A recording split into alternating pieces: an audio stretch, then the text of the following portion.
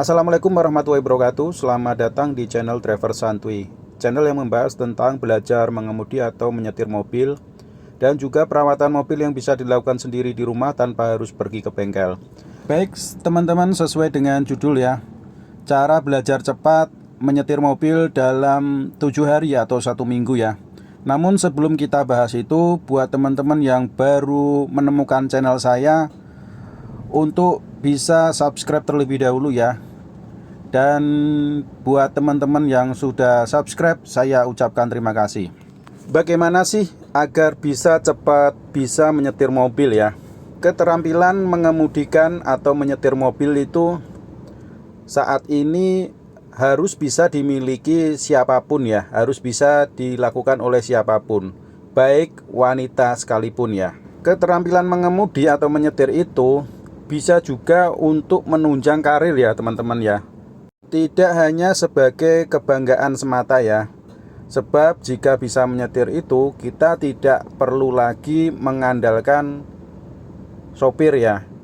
Jadi kemana-mana pun kalau kita ingin bepergian pun bisa segera mungkin, atau kita bisa lakukan sendiri ya. Selain itu tentunya bisa juga menghemat biaya. Jadi kita tidak perlu menyewa sopir ya teman-teman.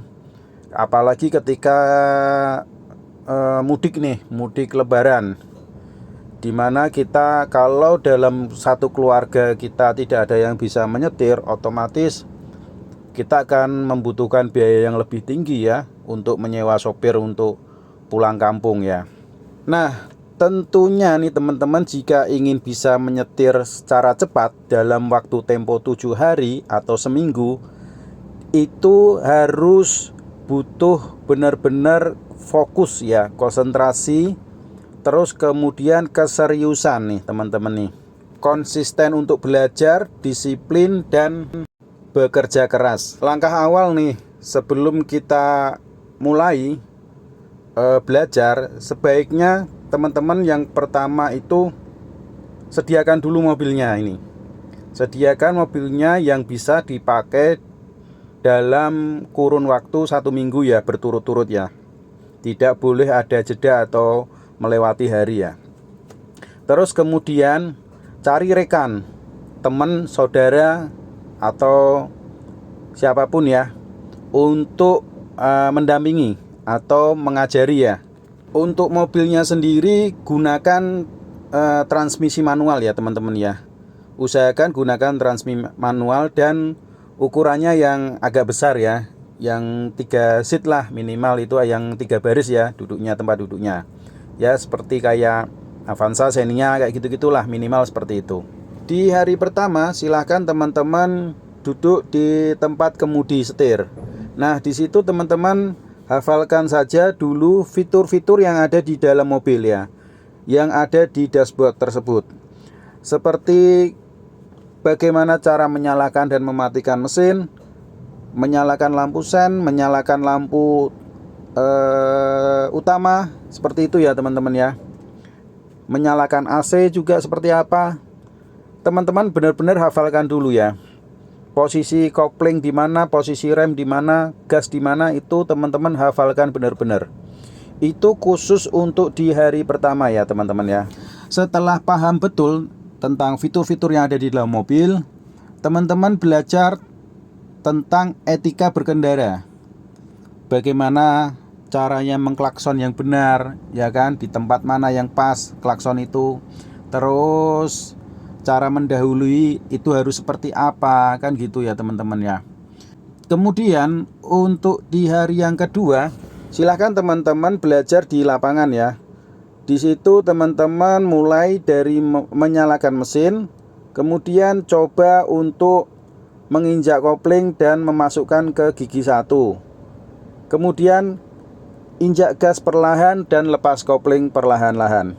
Nah, lakukan itu sampai benar-benar jalannya mulus ya teman-teman ya. Sampai benar-benar mesin tidak mati-matian atau tersendat-sendat. Nah, lakukan aja terus-menerus seperti itu untuk di hari yang kedua. Nah, jika sudah lancar nih untuk menginjak gas dan melepas kopling perlahan itu dan bisa berjalan, coba berhenti dengan cara injak kopling dan rem, tetapi mesin jangan sampai mati ya teman-teman ya. Banyak yang kesulitan ya saat belajar menyetir mobil untuk menginjak gas dan melepas kopling ini bisa mulus ya. Maka ini terus menerus diulang-ulang ya untuk di hari kedua.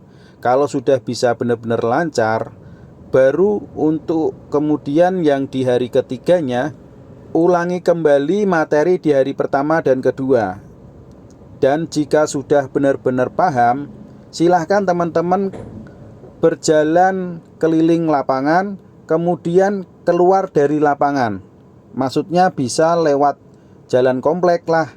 Jadi lebih menantang lagi ya, tidak cuma di lapangan. Jika melewati jalan masih sedikit ragu, masih agak ragu, misalkan melewati pasar atau jalan yang ramai, lebar gitu, teman-teman bisa bertukar posisi dulu dengan rekannya ya. Latihan di jalan komplek atau di luar lapangan lah, itu lebih efektif ya teman-teman ya. Karena di situ sangat komplit ya. Ada belokan, ya kan, ada perempatan, ada tikungan, pokoknya lebih komplit. Nah, di situ teman-teman coba mengaplikasikan materi yang di hari pertama tadi ya. Fitur-fitur itu gunakan juga ya teman-teman ya. Ketika akan berbelok harus menyalakan lampu sen kan gitu teman-teman. Terus kalau ada di depan ada kendaraan atau apa yang menghalangi kita bisa mengklakson gitu ya. Kemudian untuk yang di hari keempat ya kan, cari jalan yang menanjak tapi yang sepi dulu teman-teman. Jadi bisa leluasa untuk berlatih ya. Berlatih gimana caranya mobil itu tidak mundur ya teman-teman. Dan pelajari juga ketika seolah-olah itu jalanan macet ya, macet berada di posisi tanjakan. Gimana cara untuk berjalan kembali atau kayak step and go kayak gitu ya. Berjalan kembali naik perlahan-lahan supaya mesin tidak mati, supaya mobil juga tidak mundur, itu seperti apa gitu. Pelajari itu berulang-ulang ya teman-teman ya. Ketika teman-teman sudah bisa menaklukkan tanjakan, di hari kelima teman-teman belajar parkir ya. Lakukan juga parkir di tempat yang menanjak, itu juga perlu dipelajari juga teman-teman. Di hari keenam teman-teman praktekkan langsung turun ke jalan raya ya. Dan jika ada yang kurang paham lagi tentang materi belajar nyetir, di hari ketujuh itu teman-teman bisa untuk mengulang kembali atau berlatih kembali ya. Oke, itu saja teman-teman. Terima kasih. Assalamualaikum warahmatullahi wabarakatuh.